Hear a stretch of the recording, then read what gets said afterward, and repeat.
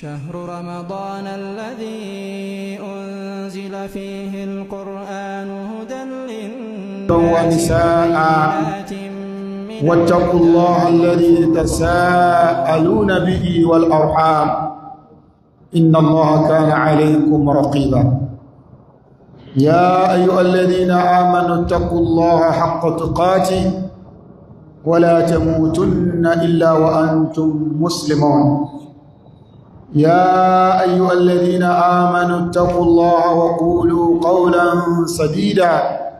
يصلح لكم أعمالكم ويغفر لكم ذنوبكم ومن يطع الله ورسوله فقد فاز فوزا عظيما. أما بعد فإن أصدق الحديث كتاب الله وخير الهدي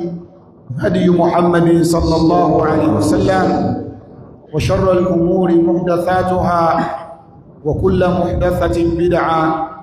وكل بدعة ضلالة وكل ضلالة في النار. إخوة الإيمان السلام عليكم ورحمة الله وبركاته. وعليكم السلام ورحمة الله وبركاته. lẹ́yìn ìgbà tí a dúpẹ́ fún Ọlọ́run ọba kan ṣoṣo, ọba tó sọ al-Qur'an al-Karim tó sọ kalẹ̀ liyadabbaru ayati kálíbà máa ronú sí ọ̀rọ̀ Ọlọ́run. Tí a bá sì wò ìdí pàtàkì tá fi ń ṣe àgbéyẹ̀wò tafsirul Qur'an ní gbogbo ìgbà ọ̀nà ni lè tadabburi ayatul Qur'an, kábà lè jọjọ ronú sí ìtumọ̀ ọ̀rọ̀ Ọlọ́run kó bà lè níbò lápá dáadáa nínú ìgbésí ayé wa. A dúpẹ́ fún Ọlọ́run ọba tó ṣe wá ní ummatul Qur'an, tó ṣe wá ní al-umma al-Qur'an. A mọ̀ yí lóore, a dúpẹ́ fún Ọlọ́run lérí ẹ̀. Bákan náà a tún dúpẹ́ pé Ọlọ́run ọba ó fún wa nígbà láàyè láti lè tún mọ Ramadan tọdún yìí, láti lè jẹ́ ọ̀kan nínú ẹni tí oṣù Ramadan tọdún yìí yóò bá láyé, tó sì tún bá wa láyé wa báyìí, tó tún fún wa nígbà láàyè lọ́dún yìí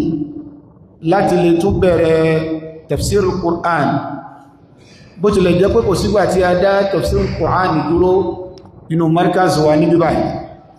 àmọ́ fún tinú Ramadan eléyìí náà ni ó jẹ́ ọjọ́ àkọ́kọ́ eléyìí tí a tún bẹ̀rẹ̀ tafsir nínú Ramadan 1447. Abẹ́ Allah subhanahu wa ta'ala kó má ṣe fún wa ní àgbọ́yé ọ̀rọ̀ rẹ̀, kó sì fi sínú òṣùwọ̀n ṣe olórí ẹni kọ̀ọ̀kan wa, kó jẹ́ kí ọ̀rọ̀ Ọlọ́run ọba tí a máa gbọ́ lọ́dún yìí kó níbùlá máa dáadáa nù bí sí ayé wa, kó yí wa padà sí dáadáa tó jù tí àtẹ̀yìnwá lọ rahmati iya arhamar rahimin. Abẹ́ Allah subhanahu wa ta'ala kó bá wa sàlékún kí a ti gẹ̀ fún Ànábì Muhammad sallallahu alaihi wasallam, àwọn ará ilé rẹ̀, àwọn sàhábà. Abẹ́ Ọlọ́run ọba alágbára jùlọ ó bá wa ṣe dáadáa fún àwọn àfáà tí wọ́n kọ́ wa lẹ́kọ̀ọ́. Ó bẹ̀rẹ̀ láti ibi tí ó ti bẹ̀rẹ̀ títí débi tó délé ní, Ọlọ́run kó bá ṣe dáadáa fún wọn. Àwọn tó ti bọ́ sal qiyama, Ọlọ́run kó bá foríjì wọn. Àwọn tó ń bẹ láyé, Ọlọ́run kó bá wa ṣe wọn kò lórí dáadáa, jẹ́ kí àtúbọ̀tán wọn dáa. Àwa fi eléyìí bẹ Ọlọ́run fún gbogbo àwọn àfáà tí wọ́n di súnnà Ànábì sallallahu alaihi wasallam mú ní gbogbo orílẹ̀-èdè pátá, pàápàá jùlọ lórílẹ̀-èdè wa Nàìjíríà. Ọlọ́mọṣẹ́ àmàbà tó ti wọ́n, ọlọ́mọṣẹ́ àmàbà kíìsí wọn. Abẹ́lọ́n fún àwọn tí wọ́n bí wa, àwọn òbí wa, Ọlọ́run kó bá ṣe wọ́n pẹ̀lẹ́pẹ̀lẹ́. Àwọn tó ti bọ́ sal qiyama, Ọlọ́run bá foríjì wọn.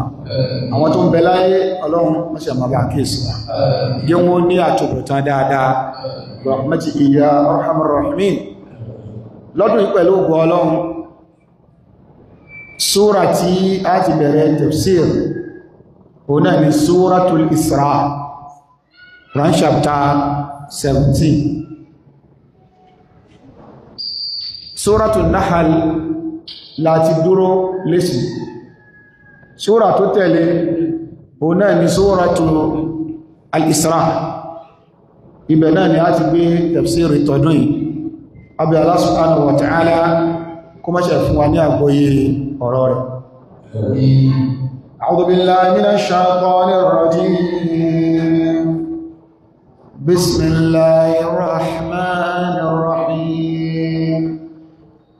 Subhanalladhi asra bi'abdihi laylan minal masjidil haram. ليلا من المسجد الحرام إلى المسجد الأقصى الذي باركنا حوله لنريه من آياتنا. نعم. سبحان الذي أسرى بعبده ليلا من المسجد الحرام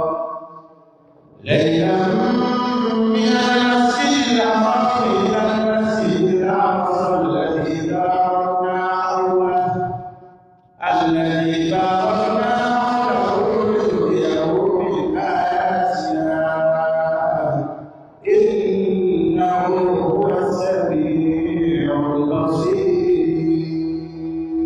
Abẹ̀rẹ̀ tútúmọ̀ Al-Qur'an pẹ̀lú orúkọ Ọlọ́run, ọba alágbára, ọba tó ga jù gbogbo ohun tó ga lọ. Torí pé gbogbo ohun tó ga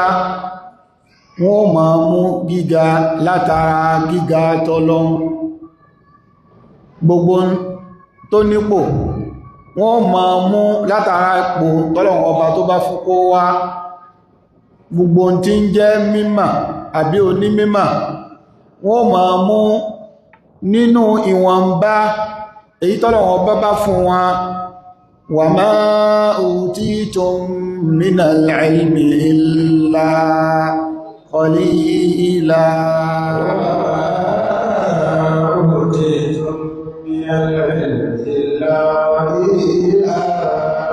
Gbogbo bí ìmọ̀ ṣe wulẹ̀ kó pọ̀ tó, gbogbo bó ti wulẹ̀ kéyìn ó jìdò tó nínú mímọ̀ lẹ́gbẹ̀ẹ́ t'Ọlọ́run díẹ̀ náà ni nínú mímọ̀. Ọlọ́run ọba ni ọba olùmọ̀, ó ní olùfimọ̀mọ́ ní. A fi orúkọ rẹ̀ tó ga jùlọ àti orúkọ rẹ̀ tó rẹwà jùlọ a fi bẹ̀rẹ̀ tútúmọ̀ Al-Qur'an.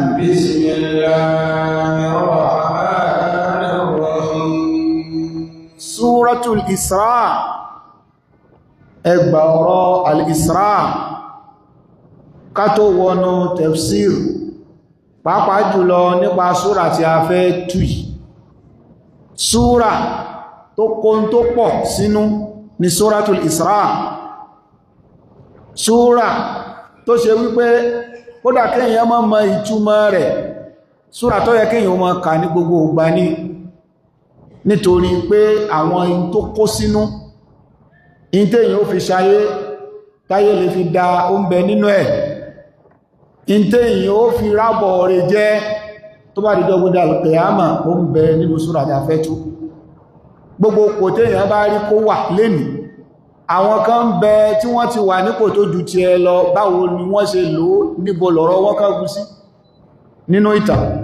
ó ń bẹ nínú súra tí a fẹ́ kà. Ó bá ṣe kówó lò nílé àwọn kan ti lówó ju ti ẹ lọ nínú àwọn tó ṣe tọ́lọ pẹ̀lú owó tí wọ́n ní, níbo lọ̀rọ̀ wọ́n kángun sí, ó ń bẹ nínú súra. Àwọn tí wọ́n nípò tí wọ́n lọ́lá tọ́lọ̀wọ́n bá gbéga, tí wọ́n fi gbogbo ìdíra tọ́lọ̀wọ́n bá ṣe fún wọn tán fi kọ́ tọ́lọ gbọ́lọ̀rọ̀ wọ́n já sí. Gbogbo àwọn nǹkan wọ̀nyí ó ń bẹ nínú Suratul Isra. Ló fi jẹ́ pé pẹ̀lú káwá ṣe déédé pẹ̀lú súra yìí, a gbọ́dọ̀ wọnú rẹ̀ lọ́nà tí ó jẹ́ ká gbàgbọ́ yìí ta fẹ́ lọ bá pàdé. Láàfi bẹ̀rẹ̀ pẹ̀lú tí wọ́n ń pè ní ma bayna yaday súra. Àwọn nǹkan tá gbọ́dọ̀ kọ́kọ́ mọ̀ ká tó wọnú súra, èyí ni láàkọ́kọ́ gbé ẹ̀wò kí in tá ma bá pàdé nínú súra yìí kó bá lè yé wa. Suratul Isra, súra yìí ó ní orúkọ tó pọ̀. Nínú orúkọ rẹ̀ ó ní Suratul Isra. wọn a máa pè bẹ́ẹ̀ wọ́n tún pè ní súrátù Bani Israel wọn a máa pè bẹ́ẹ̀ bákan náà wọn a tún máa pè ní súrátù Subhan àtàwọn orúkọ míì ṣùgbọ́n àwọn èyí tó gbajúmọ̀ jù nínú àwọn orúkọ rẹ̀ ó náà làwọn orúkọ mẹ́tẹ̀ẹ̀ta tá a sọ yìí àwọn àfọ́ onímọ̀ ulumul Qur'an wọ́n wá nínú àwọn orúkọ mẹ́tẹ̀ẹ̀ta wọ̀nyí ala arjahil aqwal inda ahlil ilm lọ́dọ̀ àwọn onímọ̀ wọ́n ní ká pè ní súratul Isra èyí ni gangan lànàbí sọ lànàbí ní ká máa pè ìyẹn ni tasmiyatun tawqifiyya Ànábì sallallahu alaihi wasallam a máa pè ní suratul Isra bákan náà àwọn sọ̀hábà oníṣẹ́ Ọlọ́run wọn a máa pè ní súratu Banu Israel Ànábì ò sì takò bẹ́ẹ̀ àfáwà Abdullah bin Mas'ud radiyallahu ta'ala anhu wọ́n máa ń pè ní súratu Bani Israel wọ́n máa ń pè bẹ́ẹ̀ àfáwà Abdullah bin Abbas wọ́n a pè ní súratu Bani Israel bákan náà wọ́n bẹ̀rẹ̀ náà àwọn salaf àfáwà al-Imam al-Hasan al-Basri wọ́n a máa rahimahullahu ta'ala wọ́n a máa pè ní súratu Bani Israel wọ́n a máa pè bẹ́ẹ̀ ìdí nìyẹn táwọn àfáà fi sọ wípé tá a bá pè ní súratu al-Isra tasmiyatun tawqifiyya àmọ́ tá a bá pè ní súratu Bani Israel tasmiyatun ijtihadiyya ó nìyẹn bákan náà tá a bá pè ní súratu Subhan tasmiyatun ijtihadiyya àfáwà Yahya bin Sallam nínú tafsiri tí wọ́n ìgbà tí wọ́n débẹ̀ wọ́n pè ní súratu Subhan wọ́n ní innaha makiyyatun wa sammaha súrata Subhan wọ́n pè bẹ́ẹ̀ àwọn olùmọ̀ nípa ìmọ̀ ulumul Qur'an wọ́n wá jẹ́ kó yé wa wípé kò sẹ́yìn ta pé nínú àwọn orúkọ wọ̀nyí tí a rí ìtọ́ka sí fún bàbá pè ní súratul Isra ìtọ́ka sí ń bẹ fún tawqifiyya nìyẹn bàbá pè ní súratu Bani Israel ìtọ́ka sí ń bẹ fún lọ́dọ̀ àwọn salaf tasmiyatun ijtihadiyya nìyẹn bàbá pè ní súratu Subhan ìyẹn náà ní tọ́ka sí kí wá ní túmọ̀ ọ̀kan súratul Isra àwọn àfáà ní summiyat bihadi at-tasmiya bihada al-ism wọ́n ní wọ́n pè ní súratul Isra nítorí wípé li'annaha dhukirat fiha hadithatul Isra duna ghayriha min as-suwar al-Qur'aniyya wọ́n ní a pè ní súratul Isra torí wípé ìṣẹ̀lẹ̀ kan bẹ tó ń jẹ́ al-Isra'u wal-Mi'raj ìṣẹ̀lẹ̀ iṣẹ́ ìyanu kan bẹ tó fẹ́ mọ́ láfiwé èyí tọ́lọ̀ ń sọ̀rọ̀ rẹ̀ nínú súra yìí ó náà nìrìn àjò òru èyí tí Ọlọ́run bá mú ànábì wa Muhammad ṣe sallallahu alaihi wasallam láàrin òru kan ànábì kúrò sallallahu alaihi wasallam láti al-Masjidul Haram tí a ń pè ní Kaaba ní Maka ó sì lọ sí al-Masjidul Aqsa ní Jerusalem tó bọ́ sí agbègbè Philistine láàrin òru kan péré ó sì tún lọ sánmà ó sì tún padà kílẹ̀ tó mọ́ iṣẹ́ ìyanu tó gbọ́yà ìrìn àjò yẹn náà ń pè ní al-Isra ìrìn òru tọ́lọ mú ànábìrìn ọlọ́run ọba fi sọ pé subhanalladhi asra bi'abdihi laylan minal masjidil harami ilal masjidil aqsa subhanalladhi asra bi'abdihi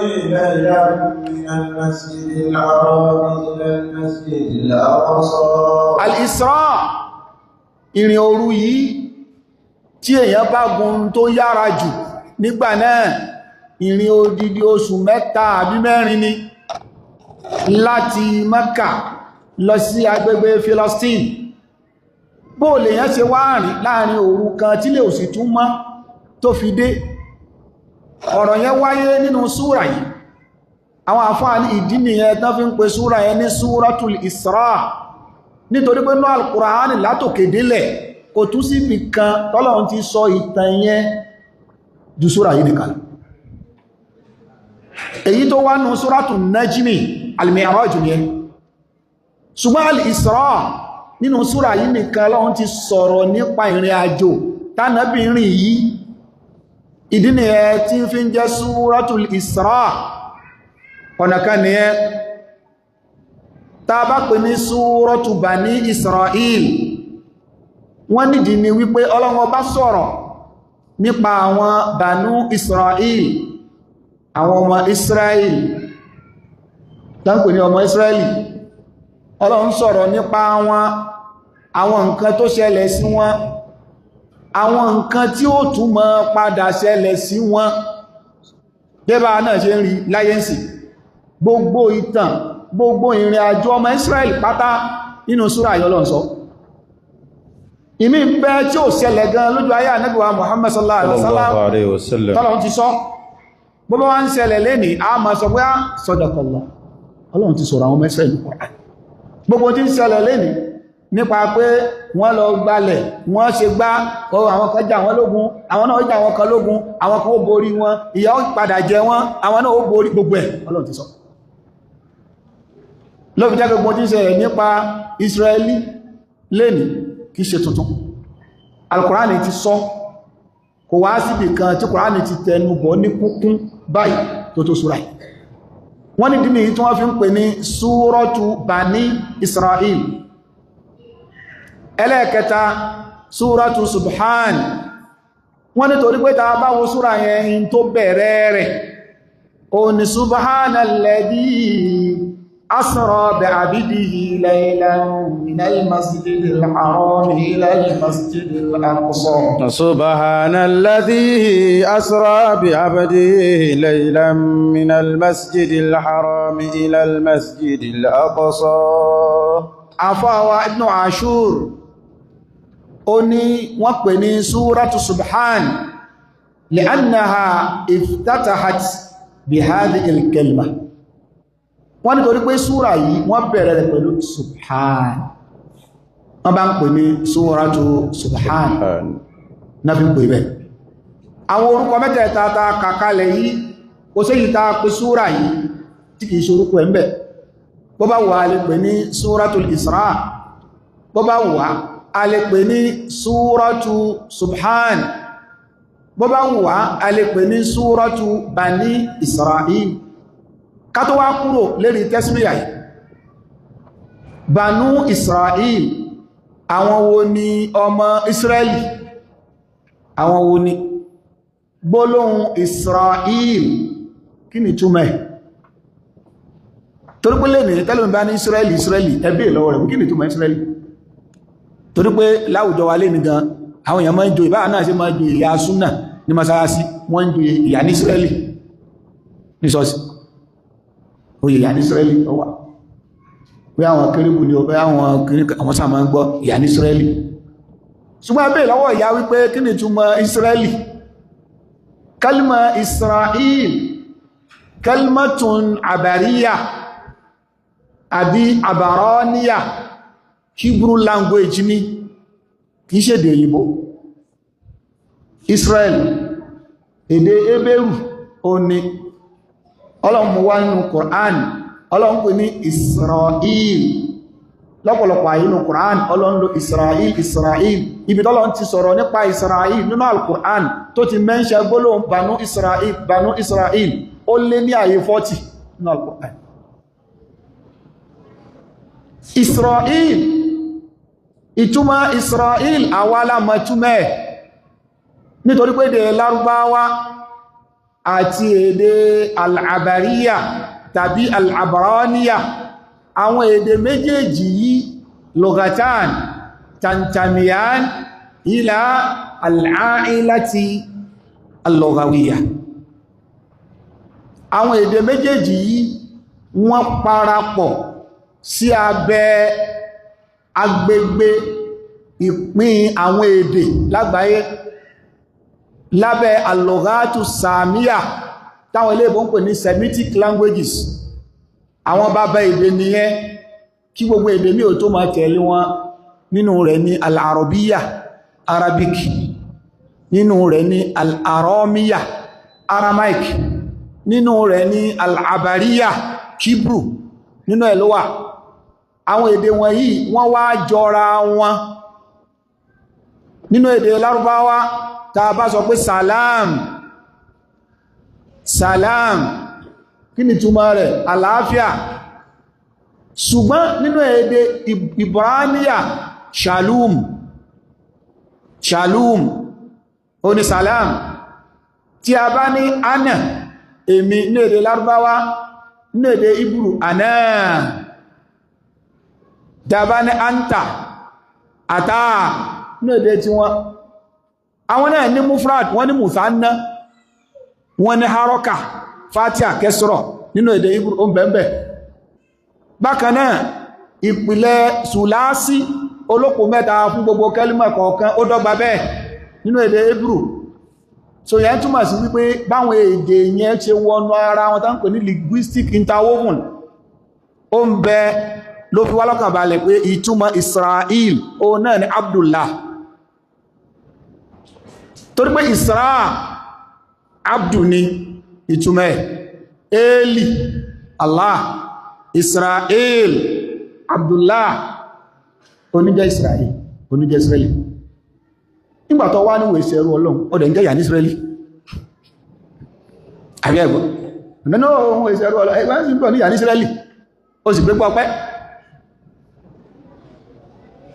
ọlọ́mọṣẹ́ alálẹ́ ìmọ̀ká àmín nítorí pé kí wọ́n bá ní wọ́n mú ìyàn lẹ́rú kí wọ́n jagun kéèyàn jẹ́ captive lójú ogun látara kí wọ́n sọ pé wọ́n mú lẹ́rú asra يا أيها النبي كل من في أيديكم من الأسرى al-asra níbi ó náà ni àwọn ẹrú tí wọ́n mú lójú ogun ní èdè Lárúbáwá al-asra àwọn ẹrú tí wọ́n mú lójú ogun mọ́dá amsa sin rọ ẹrú oní isra nínú èdè Hebrew Hebrew language abdu ẹrú ló ń jẹ́ bẹ́ẹ̀ torí pé wọ́n súnmọ́ra wọn ẹrú ló ń jẹ́ bẹ́ẹ̀ il Allah oní Israel Abdullah lákọ̀bù yìí orúkọ ọ̀kanú àwọn ànábì Ọlọ́run ànábì Yakub tán pè ní Jacob alayhi salatu wassalam ní Ọlọ́run ọba ló fún ní lákọ̀bù yẹn pé Yakubu Israel Yakubu yìí ó jẹ́ ọmọ ànábì Ishaq ó ń jẹ́ ọmọ ànábì Ibrahim Jacob ó jẹ́ ọmọ Isaac jẹ́ ọmọ Abrahamu Yakub ó náà ni Israel ó ń bẹ nínú Bible bẹ́ẹ̀ bó tilẹ̀ jẹ́ pé ìtàn tó fi gba orúkọ yẹn ìtàn àrọ́bàtàn ó ní wípé ìbí tó fi ń jẹ́ Israel tí Jacob fi ń jẹ́ Israel ní pé òun àtọ Ọlọ́run jọjà ó sì bọ́ Ọlọ́run ó fẹ̀yìn Ọlọ́run yẹn tí wọ́n ń sọ ó fẹ̀yìn ẹ̀dálẹ̀ ó wà ní látò ní lọ ó ní jẹ́ Jacob mọ́ Israeli ni nítorí pé ìwọ ti bá Ọlọ́run jà tó sì fi ẹ̀yẹ tó fi wọ́lẹ̀ tó fi ń jẹ́ Israeli ni àmọ́ nínú Islam rárá irú Ọlọ́run wo ni wọ́n bá jà tán fẹ̀yìn ẹ̀ lélẹ̀ sọ́ba tó dá sánmà àti ilẹ̀ ó dájú wípé ìtàn yẹn àwọn náà mọ̀ bí wọ́n ti rí àmọ́ àwa náà gbà wípé Yakub náà ní jẹ́ Israel olóúnjẹ́ bẹ́ Israel orúkọ rẹ̀ ni ìtumọ̀ orúkọ yẹn náà sì ni Abdullah, ẹrú Ọlọ́run. àwọn ọmọ tó wá bí náà pè wọ́n ní Banu Yaqub, à ń pè wọ́n ní Banu Israel, àwọn ọmọ Israel, àwọn ọmọ tí Ànábì Yaqub bí náà wọ́n ń pè láwọn Israelites, àwọn ọmọ Israel. so ìdí nìyẹn tó fi jẹ́ wípé àwọn ọ̀rọ̀ yẹn àlàyé rẹ̀ lẹ́kùnrẹ́rẹ́ Kùránì ti sọ fún wa. ó lè dàrú lọ́dọ̀ tí wọn, ṣùgbọ́n nínú Al-Qur'an kìí dàrú. súra yìí Ọlọ́run sọ̀rọ̀ nípa Israel, gbogbo tí ń padà ń ṣẹlẹ̀ yìí láyé lẹ́ni nípa àwọn Israel. Israel wọ́n gbalẹ̀ Palestine, wọ́n ń ṣe kí wọ́n pa àwọn gbogbo ẹ̀ ó wà ní súra yìí.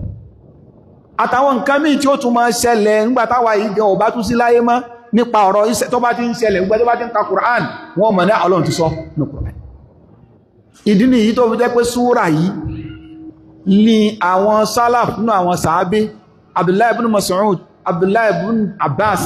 ìyàwó Aisha gan tó fi dórí àfọwọ́ Hasan al-Basri, gbogbo àwọn tàà kàkálẹ̀ wọ́n máa ń pè ní Suratu Bani Israel. súra yìí Makiyya, Ọlọ́run sọ kalẹ̀ fún Ànábì wa Muhammad sallallahu alaihi wasallam nílùú ṣáájú kánàbí tó ṣe ìjírá. Ànábì ò tí lọ Madina sallallahu alaihi wasallam nígbàtí Ọlọ́run sọ súra yìí kalẹ̀, Suratul Isra. láwọn àfáà fi sọ pé hiya Makiyya, súra qabla al-hijra tọ́lọ́run sọ kalẹ̀ fún Ànábì síwájú kí ó tó ṣe ìjírá ni. gbogbo súra kọ̀ọ̀kan ló wá mọ́ ní maqsad, kí ni purpose tọ́lọ̀ ń torí ẹ̀ sọ Suratul Isra kalẹ̀, yàtọ̀ sí pé Ọlọ́run bá fi ṣe ìmọ̀nà fún gbogbo ayé. àwọn àfáà wọ́n ní súra yìí tathbitu nabiyyi sallallahu alaihi wasallam, Ọlọ́run fẹ́ fi mú ànábì dúró sallallahu alaihi wasallam, nítorí pé tẹ́yàn bá ń bẹ lórí òdodo ó wọ̀ tún in tí ó ń sọ gbogbo ẹni tí ń bẹ lọ́tún wọn ò sọ, ó wò sí ìwọ nìkan lórí rẹ̀. nígbà tó bá yá ìwọ náà mọ̀ rò pé àbí mi ni mò ń ṣàṣejù, àbí tèmi ṣe wá yàtọ̀. ẹbí rẹ̀ ó fẹ́ mọ́ mi tó bá rí àwọn tí ó mọ́ fi ọlọ́kàn balẹ̀ pé òdodo ló dúró lé lórí. ló fi jẹ́ pé téèyàn bá jẹ́ mi re tó bá ṣe páàrin àwọn èèyàn burúkú lèyàn bá rí èèyàn, Ọlọ́run ló lè ṣàánú èèyàn, àfikọ́ lọ́wọ́ mú ìyàdúró. súra yìí Ọlọ́run bá sọ kalẹ̀ nínú maqasidu súra yìí tathbitu nabi sallallahu alaihi wasallam. Ọlọ́run fẹ́ fi ànábì lọ́kàn balẹ̀ bi raf'i makanatihi, bi raf'i makanatihi. nínú àmì pọ́lọ̀un fẹ́ fi yàn lọ́kàn balẹ̀ ọ̀kan nú ẹ̀ ní pé kọ́lọ̀un kó gbé yàn ga, kọ́lọ̀un kó ṣàgbéga fún yàn. ẹn tó dúró lórí òdodo àwọn èèyàn ń síntọ́ sí, Ọlọ́run bá fà lọ́wọ́ sókè láàrin wọn. Ọlọ́run fi sípò pé kò wojú wọn kó tó jẹun, kìí ṣerú lábẹ́ wọn, bẹ́ẹ̀ bá ti ẹ̀ gbá ti ẹ̀ kò kúkú tọrọ lọ́wọ́ yín. Ọlọ́run a máa fi mú èèyàn dúró. lọ́kàn náà àwọn àfáà ó ní ẹni tí ó ṣe wá sí òdodo kì rẹ́ǹtì mọ́sáàsì, torí tó bá rẹ́ǹtì mọ́sáàsì bàbá tó fi lẹ̀ mọ́sáàsì lẹ̀ níjọ́ tó bá ṣe wá sí tó bá tabá níjọ́ ni wá sí parí àfáà tó bá yẹ ẹgbẹ́bìnú tó ní nìkan ní kẹ́ẹ̀ṣẹ́ o ẹ̀ ní ṣe wá sí bí ìmá olókùnkú fi lẹ́lẹ̀. Ọlọ́run bá fẹ́ fi ànábì lọ́kàn balẹ̀, Ọlọ́run gbéga, ó kó àwọn èèyàn rí okò tí. bákan náà wà izharu mu'jizatihi, Ọlọ́run bá wá fún ànábì ní iṣẹ́ ìyanu, iṣẹ́ tó ṣe wípé kò sí ẹni tó lè ṣerú ẹ̀, iṣẹ́ tọ́pọ̀lọpọ̀ àwọn èèyàn ń wò wípé asọ́ọ̀sì kìíní sì jóòtọ́. Ọlọ́run fi pa ànábì lé kánàbí ò fi lè mọ̀ pé Ọlọ́run bá ń bẹ pẹ̀lú ọ sallallahu alaihi wasallam. ìrìn àjò tánàbí rìn tí a máa kà nínú súra yìí, ìrìn àjò tí Ọlọ́run fi òdodo, ọ̀tọ̀ ní theory ọ̀tọ̀ ní practical. Ọlọ́run fi practical gan ó fi hàn nábì tathbitan li qalbi láti lè fi lọ́kàn balẹ̀. ẹ̀rí pé ta bá fẹ́ kọ́ mọ́ mọ̀ nǹkan lámàdájú, ta bá kọ́ ní theory àtùkò lọ ákùn wọn lọ láàbù ẹ lọ ṣe practical kó lè dá ní lójú. Ànábì Ibrahim alayhi salatu wassalam onírẹ̀ ọlọ́run ọba rabbi arini kayfa tuhyil mauta wa idh qala Ibrahim rabbi arini kayfa tuhyil mauta ìyẹn túmọ̀ sí wípé bá fẹ́ fìyàn lọ́kàn balẹ̀ tá bá ti fún ní tíọ́rì a tún gbọ́dọ̀ fún ní prátíkà tọ́kàn rẹ̀ ó fi balẹ̀ Ànábì Ibrahim alayhi salatu wassalam ó ń bẹ ọlọ́run onírẹ̀ ọlọ́run ọba mi arini kayfa tuhyil mauta ọlọ́run sọ pé tí èèyàn bá kú ó tún jí wọn dìde mo gbà ó àmọ́ fi hàn mí jẹ́ kí n rí báyìí qala awalam tu'min tó ti jẹ́ra bí ó tún ṣe tún padà wá di odidi èèyàn padà mo fẹ́ rí practically kọ́kàn mi lè balẹ̀ qala awalam tu'min ọlọ́run ọba wá ní rẹ̀ Ibrahim awalam tu'min tó wá tún gbàgbọ́ mọ́ ni ẹwọ́lọ́ mo ní ń pàyín ẹ jẹ́ra wọ́n tún jí gbogbo yín dìde ó tún bí mí léèrè wípé o fẹ́ mọ̀ bí ó ṣe rí gagagagaga awalam tu'min qala awalam tu'min ọlọ́run rẹ̀ Ibrahim tó wá tún gba èmi ọlọ́run ọba gbọ́ mọ́ ni qala bala walakin liyatma'inna qalbi Ànábì Ibrahim ó ní rẹ̀ ọlọ́run kò rí bẹ́ẹ̀ mo gbàgbọ́ walakin liyatma'inna qalbi walakin liyatma'inna qalbi mo fẹ́ kọ́kàn mi ó tún balẹ̀ lérí tí mo ti gbàgbọ́ ni ìyẹn túmọ̀ sí wípé ìtọ́lọ́wọ́ bá ṣe fún Ànábì sallallahu alaihi wasallam nínú súrà yìí Ọlọ́run tún fi Ànábì lọ́kàn balẹ̀ gbogbo tọ́lọ́run sọ yẹn Ọlọ́run ó yá máa bọ̀ ní sánmà wá rí Ànábì rí Málàkù Jibril ó rí sánmà àkọ́kọ́ ó rí sánmà kejì ó rí tí ń bẹ́ẹ̀ ó rí sánmà kẹta ó rí tí ń bẹ́ẹ̀ ó dé sánmà kẹrin karùn-ún kẹfà keje ó rí tí ń bẹ́ẹ̀ lẹ́yìn sánmà keje in tó tún tẹ̀lé Sidratul Muntaha igi òpin ayé Ọlọ́run tó fi hàn Ànábì sallallahu alaihi wasallam ìyẹn túmọ̀ sí wípé ó yàtọ̀ sí wípé wọ́n ń sọ fún Ọlọ́run ní ká Ànábì ó lọ kó fojú ara rí gbogbo àwọn Ànábì Ọlọ́run tó ti ṣáájú Ànábì ò bá wọn láyé Ọlọ́run ní ó yá lọ rí wọn kẹjọ ríra yín practically orí Musa alayhi salatu wassalam orí Ànábì Isa alayhi salatu wassalam orí Ànábì Ibrahim alayhi salatu wassalam orí Ànábì Yusuf alayhi salatu wassalam gbogbo àwọn wọ̀nyí Ànábì rí wọn kódà wọ́n jọ kírun Ànábì ṣáájú wọn kírun ìdí nìyẹn táwọn àfáà fi sọ wípé súrà yìí maqsadu hadhihi súrà litathbit Nabi sallallahu alayhi wasallam Ọlọ́run fẹ́ fi Ànábì lọ́kàn balẹ̀ ní àníṣẹ́ orí òdodo ló wà Ọlọ́run ọba máa ń ṣe bẹ́ẹ̀ náà fẹ́ni tí èsà Ànábì Ọlọ́run bó bá dó lórí òdodo bí atẹ́gùn irọ́ bí bá ń fẹ́ lù ọ́ lọ́tùn bí bá ń fẹ́ lù ọ́ lósì Ọlọ́run ó sì máa fi ọlọ́kàn balẹ̀ láwọn ààyè kọ̀ọ̀kan pé àníṣẹ́ orí òdodo ló wà fọkànbalẹ̀ nínú makọ́sídù súra yìí ó nìyẹn Ọlọ́run ọba ní subhanalladhi أسرى بعبده ليلا من المسجد الحرام إلى المسجد الأقصى سبحان الذي أسرى بعبده ليلا من المسجد الحرام إلى المسجد الأقصى سورة تيافاكي أتلاوى مميزات gbogbo súrà tí ń bẹ nínú Al-Qur'an ọ̀kọ̀ọ̀kan ló ní àwọn nǹkan kọ̀ọ̀kan lára tẹ́gbẹ́ rẹ̀ òní Ọlọ́run ọba tọ́lá rẹ̀ ga ọba tó lágbára ní èèmọ̀ lọ́lọ́run níbi iṣẹ́ kò sí bẹ́ẹ̀ yàn ṣe gagagagaga tó ó níbìkan tó ní ga débẹ̀ tó ṣe pẹ́ni tó ga jù lọ lọ́lọ́run fún níyẹ pẹ́ni ká wá ń bẹ tọ́lọ́run ò ṣe èèmọ̀ fún náà kò sí nínú ẹ̀dẹ́ ní ò bá bọ̀ wọ́n ní ńlá ní ohun kan kì ní ìwọ̀ ẹ̀sìn torí pé ẹ̀sìn òkúlẹ̀ ní ìwòtẹ́lẹ̀ so tọba pẹ́lá ní ohun ni ọ gbogbo nǹkan lóní ọ̀nà ọ̀yá ìwọ̀ ẹ̀sìn dà ẹni kọ́ lọ mú jáde ìyẹn túmọ̀ sí pé èèyàn ò lé ní gbogbo nǹkan tán kò wá sí ẹni tọ́lọ́run ò ṣe fún Suratul Fatiha ó ní Ummul Qur'an ọba gbogbo súra Qur'an ṣùgbọ́n tí ń bẹ fún Suratul Isra yìí ní àwọn mumayyizati tó ń tún ní táwọn súra mi ò tún ní ọmọ kí làwọn èèmọ̀ tí ń bẹ lára súra ta fẹ́ tú yìí tó yẹ pé àwọn súwàrù míì nínú Kùránì wọn ò ní yẹn lá ó pọ̀ ṣùgbọ́n a mú méjì wá àkọ́kọ́ nínú ẹ̀ ṣe ẹ̀rọ al-Qur'an tẹ́ bá kà látòkè délẹ̀ gbogbo àwọn súwàr tó ń bẹnu al-Qur'an tẹ́ bá kà látòkè délẹ̀ nínú súra tọ́lọ́wọ́ bá ti mention Qur'an púpọ̀ Suratul Isra nìkan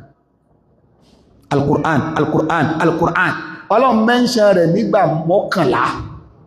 àwọn kan nígbà 12 nínú gbogbo súwàr tó kù ní Qur'an kò tó bẹ́ẹ̀ nínú mumayyizati tí ẹ̀nà nínú àwọn mumayyizati tí súra mi ò bá pín níbẹ̀ súra mi ò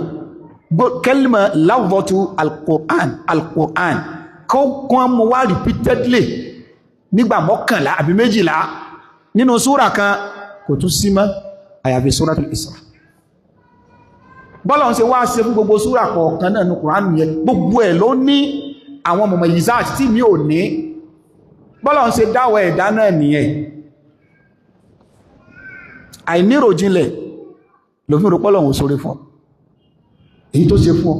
tí ó sì fẹ́ lómìnà wá yóò bá ní ọwọ́ ọmọdé kò tó pẹ́pẹ́ àgbàlagbà náà wà pẹ́gbẹ́ Suratul Isra nínú àwọn ẹ̀ṣà tọ́lọ̀ ń fi sílá tí ò sí lára gbogbo àwọn súra tí bẹ̀rẹ̀ Qur'an yẹn kẹlìmà al-Qur'an al-Qur'an al-Qur'an repeatedly Ọlọ́run mention nígbà 11 kò tún sí súra míì tó tó báyìí mọ́ àwọn onímọ̀ sọ wípé Ọlọ́run ò ní sọ nǹkankan nínú al-Qur'an Ọlọ́run fẹ́ ká mú ọgbọ́n kan àbí mímẹ́ láwọn onímọ̀ wá sọ pé kí ló dé tí kẹlìmà al-Qur'an al-Qur'an tí wọ́n fi repeat ẹ̀ nínú Suratul Isra repeatedly níbi ọ̀nà 11 àbí 12 pé kí ló dé tó fi rí bẹ́ẹ̀ wallahu ta'ala a'lam Ọlọ́run ọba ló nímọ̀ jùlọ ṣùgbọ́n àwọn àfáà ní bóyá ọ̀rọ̀ tọ́lọ́run sọ nínú Suratul Isra mu'jiza ńlá kan bẹ́ẹ̀bẹ̀ o náà ni ìrìn àjò tánàbí rìn lóru kan ṣoṣo láti al-Masjid al-Haram ila al-Masjid al-Aqsa ó tún gbabẹ̀ lọ sí sánmà ó tún padà sórí ilẹ̀ ayé ilẹ̀ òsì tí ìmá wọn ni mu'jiza tó tóbi ní àmọ́ bó ṣe tóbi tóun kò tóbi tó al-Qur'an mu'jiza rẹ̀ bó ṣe tóbi tó yẹn ìjẹ́ mu'jiza Qur'an ìjẹ́ miracle Qur'an ó jùlọ wọ́n ní bóyá ìdítọ́lọ̀ fi mention Qur'an nígbà 11 ká lè mọ̀ wípé mu'jiza tẹ́ ń ká yìí ó tóbi lóòótọ́ ṣùgbọ́n kò tó al-Qur'an àwọn àfáà ní bóyá hikma tí ó ń bẹ̀m̀bẹ̀ ẹlẹ́ẹ̀kejì nínú àwọn mumayyizat èyí tó ń bẹ nínú Suratul Isra ó náà ni pé nínú al-Qur'an látòkè délẹ̀ Ọlọ́run kò sọ qissa al-Isra ìtàn ìrìn àjò òru tánàbí rìn min al-Masjid al-Haram ila al-Masjid al-Aqsa nínú súra míì kò tún síbi tọ́lọ̀n ti sọ bí súra yìí nìkan lọ Ọlọ́run wá sọ bí tahdid al-hududul geographiya wa zamaniya Ọlọ́run mention geographical location nínú súra yìí tí ó sọ bẹ́ẹ̀ nínú gbogbo súra mi ó tún sọ time nínú súra yìí ó ní subhanalladhi asra bi abdihi laylan min al-masjid al-haram ila al-masjid al-aqsa geographical location nínú gbogbo àwọn súwà tó ń bẹnu al-Qur'an kò tún sí súra míì tọ́lọ́run ti sọ̀rọ̀ yẹn báyẹn tó ti sọ̀rọ̀ nípa haditha ìṣẹ̀lẹ̀ al-Isra ìrìn àjò òru yìí àyàfi súra yìí nìkan a jẹ́ pé àwọn nǹkan méjèèjì tá a sọ yìí ó tó nínú mumayyizat hadhihi súra nínú tí súra yìí tó fi yàtọ̀ sí gbogbo àwọn súra tó ṣẹ́kù nínú al-Qur'an bákan náà àwọn olùmọ̀ nípa ulumul Qur'an pàápàá jùlọ al-mutaakhirun al-mu'asirun àwọn atúmọ̀ ṣe ìgbìyànjú kan nípa ìmọ̀ tafsir pàápàá jùlọ àwọn modern scholars wọ́n máa ń ṣe ìgbìyànjú lérí bayan hidayatul Qur'an fi ilmi tafsir àti al-munasaba bayna as-suwar wa bayna al-ayat àwọn tó máa ń ṣe ìyànjú ìwádìí ìjìnlẹ̀ pé áyà kan tó bá ṣáájú áyà tó tẹ̀lé wọ́n máa ń ní irtibat ìbáṣepọ̀ nínú ìtumọ̀ tọ́lọ̀ ń bá tí súrà kan tá bá kà tán súrà tó máa tẹ̀lé wọ́n máa ń ní ìbáṣepọ̀ nínú ìtumọ̀ ìyẹn túmọ̀ pé wọ́n dà gẹ́gẹ́ bí continuation ọ̀rọ̀ tẹ́ ń bá bọ̀ so ìwádìí aspect yìí research yìí àwọn modern scholars nípa ìmọ̀ tafsirul Qur'an àwọn ni wọ́n tún bẹ̀rẹ̀ sí ṣe yẹ báyìí wípé tá a bá ka súrà kan tán lápòjúwé ní sìn tá a bá sọ pé bismillahir rahmanir rahim qul a'udhu bi rabbin nas malikin nas ilahin nas min sharril waswasil khannas alladhi yuwaswisu fi sudurin nas minal jinnati wan nas súrà wo ló tẹ̀lé lọ́lọ́ falak qul a'udhu bil falak min sharri ma khalaqa kí ni munasaba ìsopọ̀ nínú ìtumọ̀ àbí ìbáṣe tó mẹ́yẹ lérí tó ń bẹ láàrin suratul nas àti suratul falak so àwọn olùmọ̀ wá ṣiṣẹ́ lérí ẹ̀wọ̀n sí òrìṣà sílẹ̀ wọ́n wá mú jáde wípé kò sí súrà kan nínú al-Qur'an bẹ́ẹ̀ bá ti ń parí èyí tó tẹ̀lé munasaba máa wà láàrin so wọ́n wá wò pé suratul Isra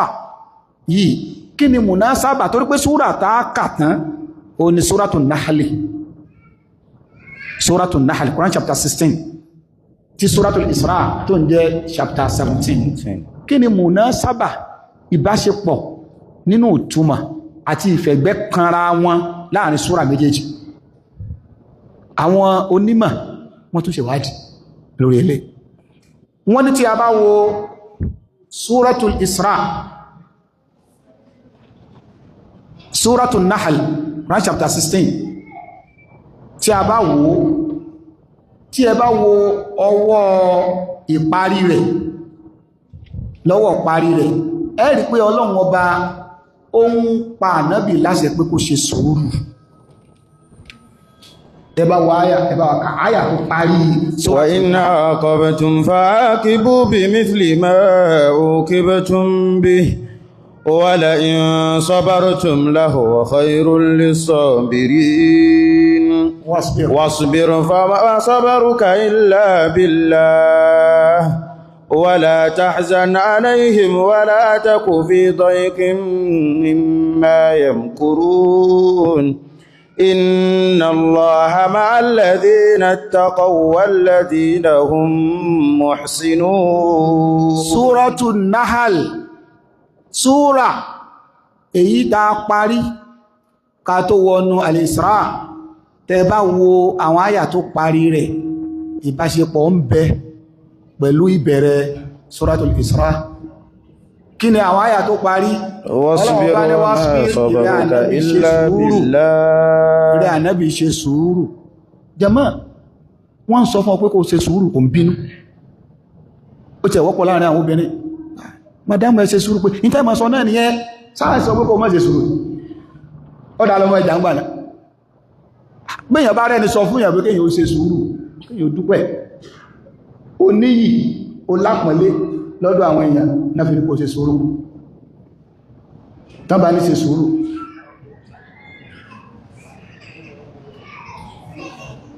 tí wọ́n bá ní ṣe sùúrù wallahi wọ́n ti fún ìyàn lápọ̀lé tó pọ̀ ẹ ṣe sùúrù àpọ̀lé tó ga ni wọ́n ò yẹpẹrẹ rẹ̀ lábára ẹ ṣe sùúrù wọ́n pọ̀ lé ní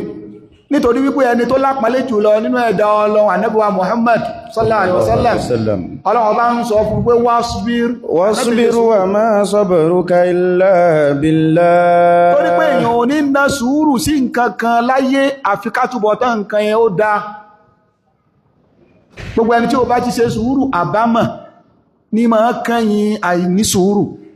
bẹ́yàn bá lè ṣe sùúrù gbogbo tó fọ́jú pọ̀ yóò padà kílẹ̀. wasbir fama sabruka illa billah. níparí Suratul Nahl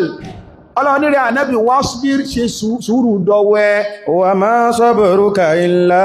billah. Ọlọ́run wá jẹ́ kó yé wa wípé ìtí kìí jẹ́ kẹ́mi sùúrù ogun tó gbégbà ní ń bẹ ẹ̀mí sùúrù efẹ́ gùn tí fi máa súyàn ẹlẹ́mí òní lánàá ẹni ṣe sùúrù níjẹta ẹni ṣe sùúrù níjọ́ òní ẹni ṣe sùúrù mí ilé ṣe sùúrù máa kọ̀dì náà fàdà sọ́bìrì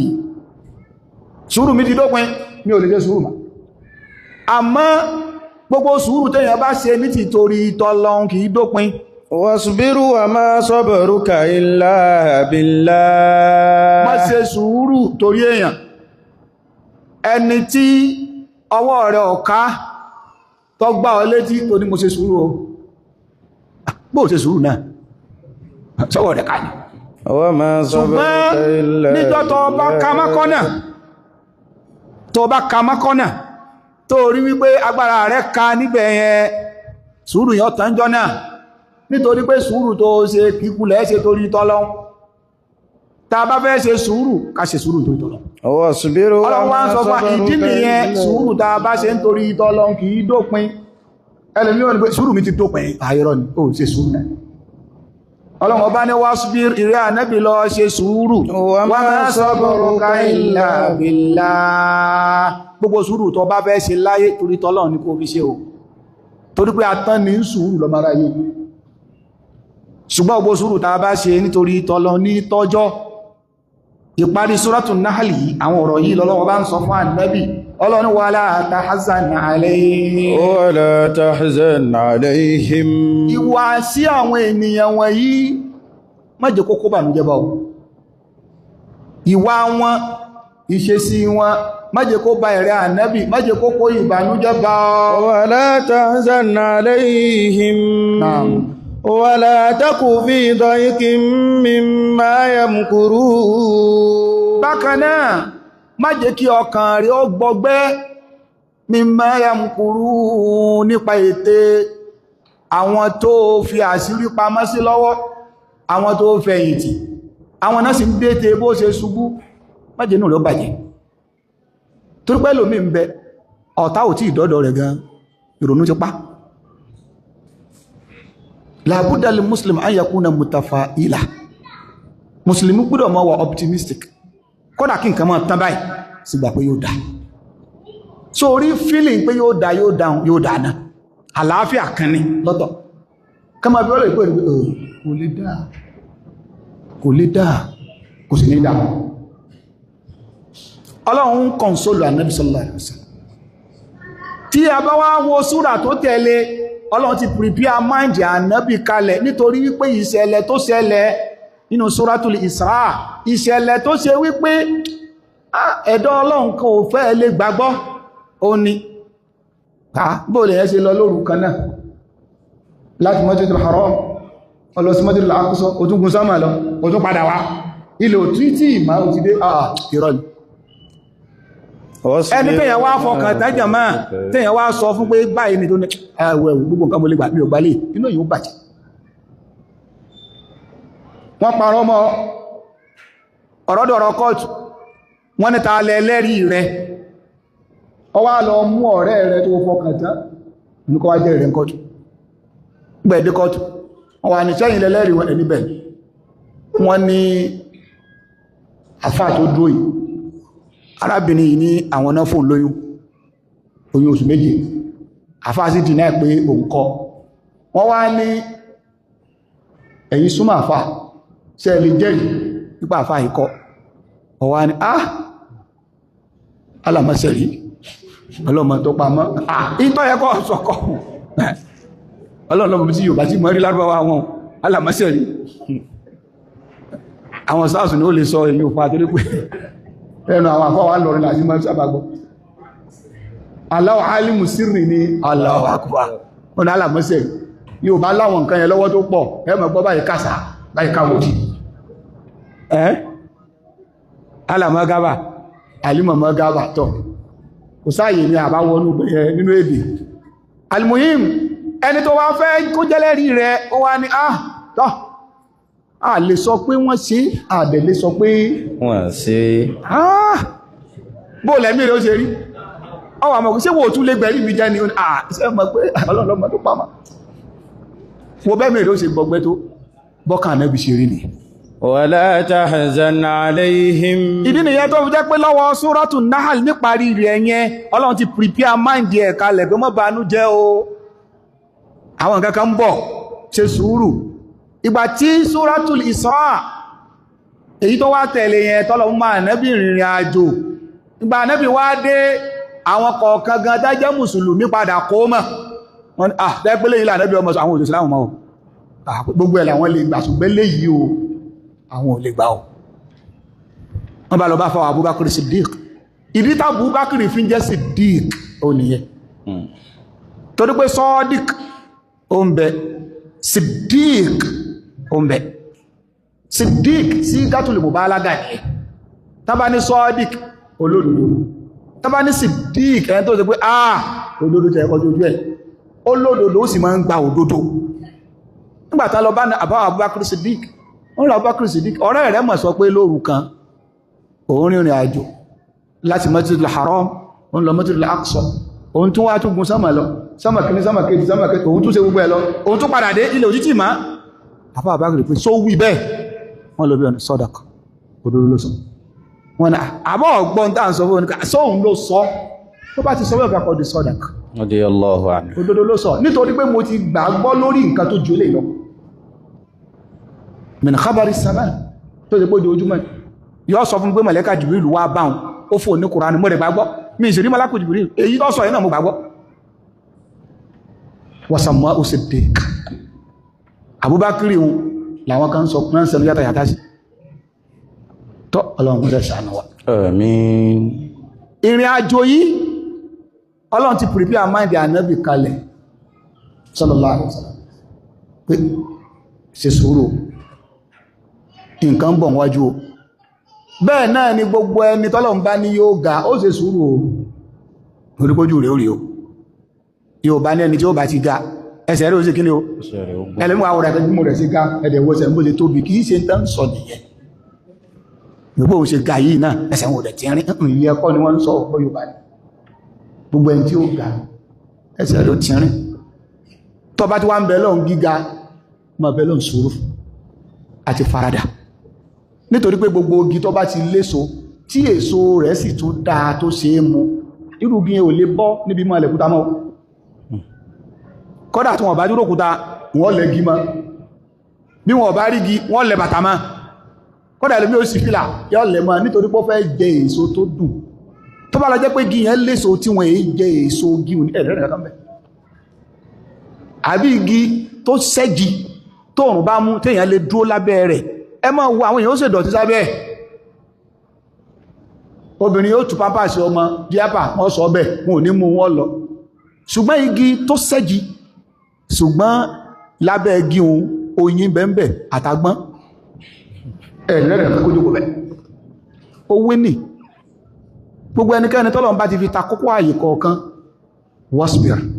wa ma sabruka illa billah wasbir wa ma sabruka illa billah gbogbo ẹnikẹ́ni tó bá ti lóhun fẹ́ fẹ́yàwó wasbir wa ma sabruka illa billah wasbir wa ma sabruka illa billah ó fẹ́yàwó sílé ó wá ń complain pé wàhálà obìnrin ti pọ̀ jù wa ma sabruka illa billah èyàn níyàwó kan ó ní méjì ó ní mẹ́ta ó ní mẹ́rin ó wá ní òkì ìhun ní sáfẹ́jọ́ wa ma sabruka illa billah àsìjẹ́ òkì nìyẹn mọ́lọ́rẹ́ kan ó wà lóṣogbo ìjọta wá lọ so igi ìyàwó rẹ̀ kẹta ìsì ń jẹ́ sáfẹ́jọ́ mo ní ọ̀ntara rẹ̀ di ọ̀rẹ́